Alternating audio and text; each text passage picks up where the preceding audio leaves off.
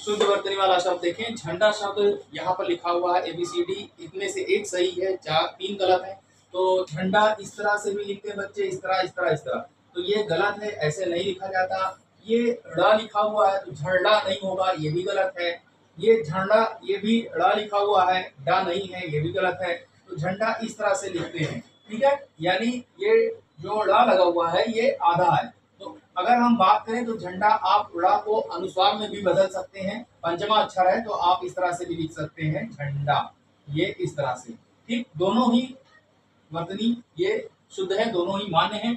और एक चीज ये देखिए, जो आप सोचते हैं कि हम अंक की बिंदी ना को यहाँ लगा देते, बच्चे लिखते हैं तो कहते हैं ये भी ठीक है। तो ये आप देखिए कि ये जो डा है किस वर्ग का है, टा ठा टा वर्ग का, टा ठा डा ढा ड़ा।